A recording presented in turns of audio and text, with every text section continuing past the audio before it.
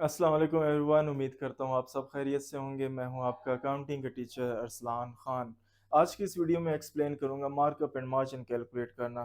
तो students, markup भी profit होता है और मार्जिन भी प्रॉफिट होता है, लेकिन ये दोनों डिफरेंटली कैलकुलेट होते हैं। मार्कअप हमारा कॉस्ट के ऊपर कैलकुलेट होता है और मार्जिन हमारा सेलिंग प्राइस के ऊपर कैलकुलेट होता है। अगर इसमें आप गलतियाँ अवॉइड करना चाहते हैं तो ये अप्रोच याद रखिएगा। मार्कअप कैलकुलेट होता है कॉस्ट पर, तो कॉस्ट को हम 100% लेंगे।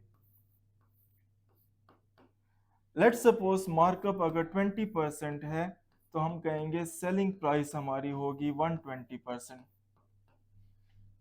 इसी तरह मार्जिन के अंदर सेलिंग प्राइस के ऊपर परसेंटेज कैलकुलेट होती है, तो हम सेलिंग प्राइस को 100% लेते हैं।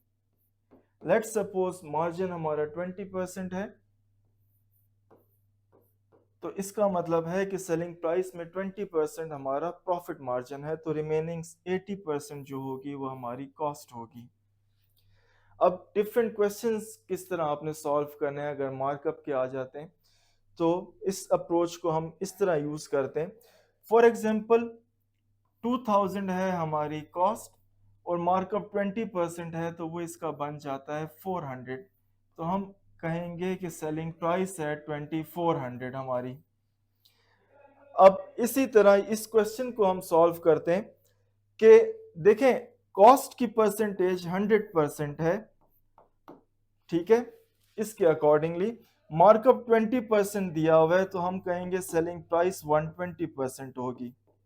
अब सॉल्व कैसे करेंगे? हमारे पास कॉस्ट की परसेंटेज भी गिवन है और कॉस्ट की वैल्यू भी गिवन है।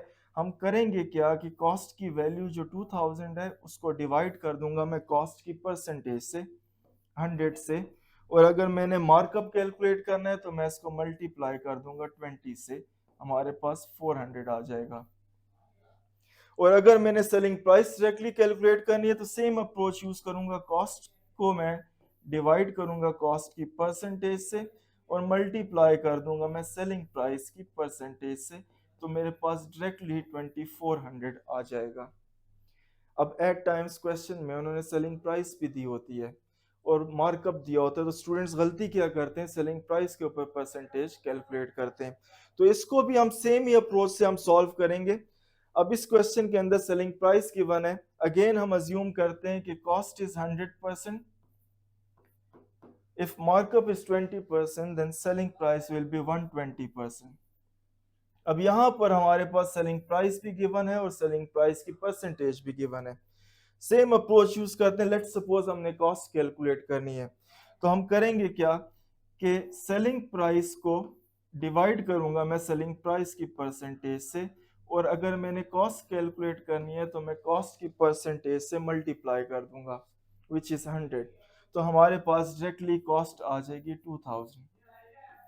और अगर मैंने मार्कअप कैलकुलेट करना है तो उसमें हम क्या करेंगे कि मैं सेलिंग प्राइस गिवन है, सेलिंग प्राइस को मैं डिवाइड कर दूंगा सेलिंग प्राइस की परसेंटेज से और मल्टीप्लाई कर दूंगा 20 से, तो मेरे पास डायरेक्ट मार्कअप आ जाएगा।